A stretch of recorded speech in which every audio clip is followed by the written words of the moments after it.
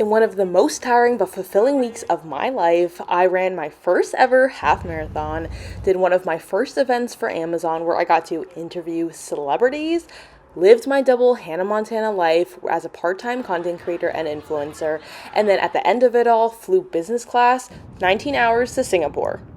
So let's rewind and start with Monday. So instead of commuting up to my office, we are going all the way up on the subway to the Upper West Side.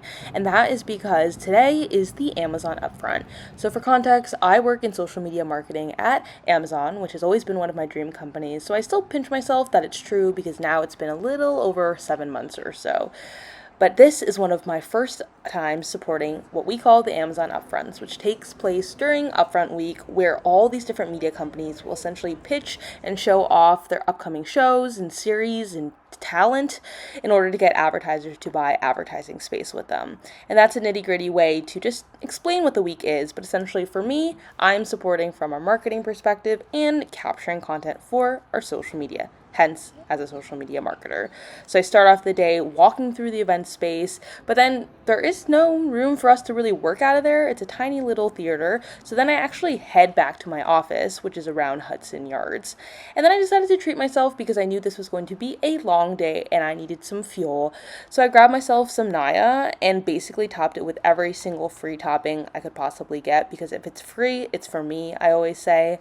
And this was very satisfying and much needed in retrospect, because I did not really get to eat much, if anything at all, the entire rest of the day. So, grab our lunch, head back to the office to eat it, and then it's kind of a normal work day. It's interesting because the event itself takes place around 7 p.m. So I work my normal 9 to 5, quote unquote, but then have to head back to Upper East Side and kind of do a triple, quadruple commute during the day to get ready for the event. So before the doors open, like I mentioned, there's not a ton of space to actually squat in the theater itself, but luckily there is a good old trustworthy Starbucks nearby. And one of the best things about Starbucks is that they offer Wi-Fi, and it always works and it's very speedy on my computer. So I basically hash out some final details and get myself ready for the event, from videos that I have to post to details about, what's actually going to happen during this 1 hour show, where all this work and months of preparation kind of boil down to this one moment. I make sure to pee before I have to interview celebrities and get into the theater, because it could be a dangerous situation that will make me clumsy, and I got to do it in this fun bathroom. And then, like I said, probably the craziest part of my day, because I haven't really worked in event marketing before or really done influencer celebrity interviews, so this was kind of surreal, and you'll probably notice the lineup of individuals here. And it was funny because my role ended up actually having to be almost like a bodyguard to make sure that no random individuals walked in front of our step and repeat setup location in order to be filmed. And I've never really done a bodyguard role before, so that was kind of fun. But now I speed up to the production room, where this is the best Wi-Fi I can find, and the live stream has started. Yes, that's Steve Aoki. So during this 1 hour show, I essentially have to post in real time different announcements that are coming out. And after getting home around midnight, before I know it, it's Tuesday morning. So I think on a normal week, I would have slept in and tried to regain some energy, but this is the week of my half marathon, which means that I had to wake up early in order to train and get some miles in order to get the body energized. My eyes, they're kind of dead inside, but at least I try to take in this view at the park on my morning run. And man, my body was kind of hurting from the lack of sleep. And oh yeah, this is kind of TMI, but I seriously chafed my legs, never done this before, on one of my long runs. So I was basically running with little cuts hurting me. And speaking of half marathon prep, on Thursday, after a full work day, it's time to go pick up my bib, aka the number that I have to wear that has the tracking that I have to keep on me in all times during the race in order to actually qualify and officially say that I ran the race. So the thing about running the Brooklyn Half Marathon is that, well, the race itself takes place in Brooklyn, but the bib pickup is also in Brooklyn, but it is an hour away from my apartment and 45 minutes from my office. So this was a whole ass haul and commute, but I was trying to make the most of it. And then also simultaneously, I needed to film content because I'm doing an Insta360 partnership, which is this 360 camera. You don't need to go into detail, but basically I was filming this video while picking up my bib, then filming like another video. Like I said, double life, Hannah Montana. I get to go walk through the park, and essentially we're going all the way to Pier 2? Pier 2? I don't know. In my head, I just knew it as what, as you can see the sign say, the Brooklyn Half Marathon pre-party. And as I see people kind of walking in concession and starting to form little groups, I know at least I'm walking in the right direction, which is good because I am extremely geographically challenged. I don't really often come to this area of Brooklyn because, like I said, it's an hour away from my apartment. So I was kind of enjoying it and like taking the brownstones and then realizing that we got to do this very, very fun and scenic walk all the way down to the pier. It's kind of funny. Yes, the view is beautiful. The walk is nice. But like thousands of these people were all about to run 13 miles in a few days. And not to mention, I had to bring my work backpack with me with my and then another heavy work laptop. I need to talk to Apple to understand why they make their MacBook Pro so heavy. It's like I have rocks on my back. But that's all to say, I am very sweaty. But we have made it to the pier. Lots of people. There's signage. We did it. And of course, the main priority is picking up my bib, but also it's kind of an experience that gets you hyped up for the race. And I've been to a couple of these because my boyfriend Dan has run a number of marathons, if you've watched some of those videos, but I've never gotten to come to one of these, what they call expos, for myself. And honestly, it didn't really hit me because maybe I was just so sweaty and kind of tired from what has already been a crazy week. But looking back on it now, I am very proud of myself, even for this step of it all, just getting to pick up my bib and knowing that I had an official number. But I wanted to make sure that I kind of took in some of the experiences that come with the expo. Of course, I pick up my bib. You get to walk through this like merch section because it is sponsored by New Balance. You do get a free shirt, which I have not worn yet because it's kind of sacred to me and I don't want to get it gross, but you do get your free shirt. And then you get to find your name on the name wall. So there are over like 28,000 people running this race. So there is a big group of us that want to run 13 miles together. So I got to find my name on the name wall. And then I also got to check out the course.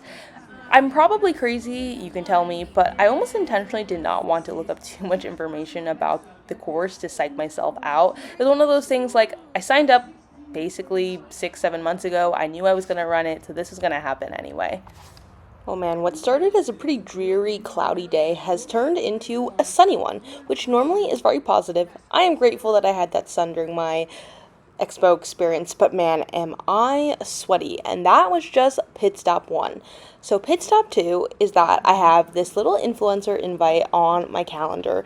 And honestly, when I was looking at my calendar at the top of the day, I did not know if I was going to go to this, but I had already RSVP'd, and I was like, well, it was going to take a full hour just to commute all the way back home, but getting to this influencer pop-up in Soho would then take 30 minutes, and then from Soho back to my apartment would be another 30 minutes or so. So basically the same amount of commute time, and I might as well get a little gift in the middle of it. So we are in Soho. I'm carrying my bib. I kind of tried to attach it to my purse so I would have to be holding less in my hand.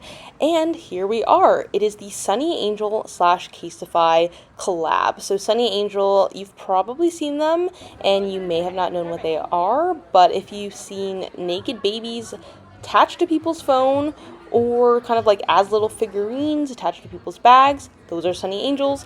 And Casetify is a popular phone case company that I believe a lot of influencers have used because, to be honest, that's the main time that I've seen them, when YouTubers are like promoting Casetify and their custom collabs. So basically they were doing a little pop-up just for influencers to kind of preview what would then be a pop-up open to the general public. And I immediately went to the cold beverage because, like I said, your girl was sweating. And it was kind of funny. I'm hauling this like very heavy backpack around with this like plastic bag of my race stuff just like hanging off of me, and I feel like the clientele, or I guess the attendees of this event, were the stereotypical or I guess popular New York City influencers that you'd imagine, like very fashionable, you know, the cutesy aesthetic girlies who like definitely came with an outfit in mind for this pop-up, knowing that they take photos at all the little stations. But for me, it was just a pit stop that I am very grateful that I got invited to, because this is definitely not something I would have ever imagined I'd be invited to. And especially also because I know my sister is a big Sunny Angel fan. So a lot of this merch and these gifts were going to be for her. And after that shower, I finally made it to Friday. And the race is Saturday, which means Friday morning was going to be a shakeout run, aka the day before your race. You run a little run, not your normal pace. And also, it's very important to carb load the day before, which I am happy to do any day, and especially on a day when I have a reason for it, which meant chomping down on this almond croissant and then working from home throughout the day, and then after that treating myself to Taiwanese food nearby. We got the rice and the noodles. And then the final and most important thing to do was lay out all my merch and all my gear for my run, which is a classic tradition. And then it is the morning of race day. We're up at 5:30 in the morning, and thankfully I laid out all my clothes, so I quickly got ready, and then more carbs in hand, because this was going to fuel me for my 13 miles, aka a half of a burger bun with some peanut butter and honey. And of course, the morning of my race, I got to wait 10 minutes for the subway, but it was very nice kind of meeting someone else actually that was running for the race who lived nearby, and getting to talk to her about it, because she had run this exact course many, many times. And then quickly you'll realize more and more people get on, and we are all running the race together, because I guess when it's Saturday at 7 a.m., who would be on the subway? Eventually, it takes 40 minutes later, and we are in Brooklyn. So I'm in wave 4, the fourth wave of the 4 options, essentially, which means that by the time that I get there, there are actually waves that have gone ahead of me, because I will admit, I am not a fast girly. I am proud to be a slow girly that, if that's what it's going to take for me to run 13 miles, we'll go with it. And then you kind of get in there and get to basically your corral, which is like the area for you to start the race. Security was like very backed up, and there were a ton of other people. And surprisingly, in a pleasant way, I wasn't really feeling nervous or psyched out. I think I have this, I guess I'll call it a double-edged sword, ability to compartmentalize. And so when things are happening that are pretty stressful, I just kind of don't feel anything and don't process it. So I was really trying to actually make sure that I was soaking it all in, because I was like, okay, Leah, this is your first half marathon. Like, this is a big deal. For context, I have never been a runner. Growing up, I despised running, and I vividly remember once quarter in middle school and high school, we were required to run 1 mile, and I dreaded it. Like, I knew that the mile day was coming, and all I could think about was that and how bad I hated it. And so if you ever told me that I would have to run a half marathon, I probably would have told you I'd rather chop my entire finger off. I know it sounds dramatic, but that's how much I really hated running, and I never understood why people willingly did it. Like thousands and thousands of people signing up for half marathons and marathons. But luckily, as I kind of grew older, Dan, my boyfriend, he is a big runner, and he's run multiple marathons, if you've checked out any of those videos. And so I've actually gotten the privilege to attend and be a spectator at a number of races like the New York City Marathon, which that in this past year happens right after my birthday. And watching that really, really made me overcome with emotion, just seeing not the fact that all these different types of people were able to run, but just the fact that all these people were pushing themselves to do something hard, something that they were not required to do. And if you know me, I'm very stubborn, and if someone tells me I can't do something, it instantly makes me want to do it. And I've realized I've been telling myself, hey, you can't run a marathon, hey, you can't even run a few miles. And as I reflected and sat back, I was like, well, actually, who says I can't? And so here I am, this is mile 12, seeing my family for the first time, not stopping because I actually really wanted to make my time of under 2:30. Sorry, mom and dad and sister and Dan for not stopping. But as you see me about to cross the finish line at Coley Island, just know that I was in pain.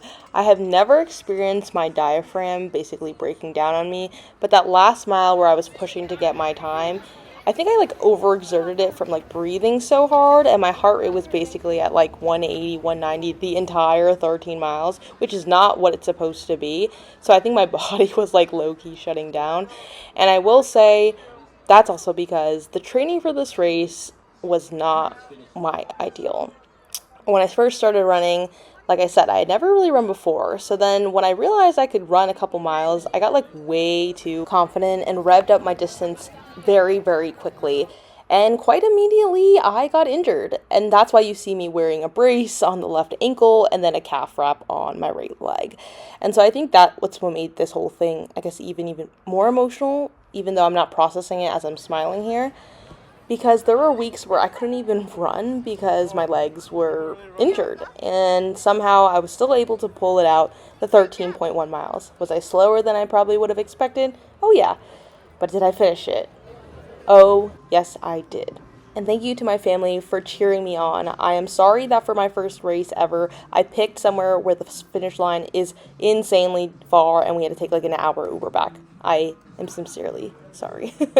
But during the race, there was this point where I actually thought about sushi, which is kind of atypical because I'm not always a sushi gal, but we had a little hand roll, and then we did a celebratory cake stop at Lady M, which is one of my favorite cake places, and definitely my parents' favorite cake place when they're visiting me in the city, and we went all out. Interestingly, I wasn't nearly as hungry as you might have expected, considering I basically have burned like all my calories by this point, but I was happy to eat a ton of cake, especially with my family who had come to cheer me on. And like fast forward to dinner, I basically got like heat exhaustion the rest of the day. I was like getting chills, so I thought I had a fever, and then I like bundled myself in blankets, but then quickly realized, oh no, I actually have heat exhaustion, so let's strip all my clothing off.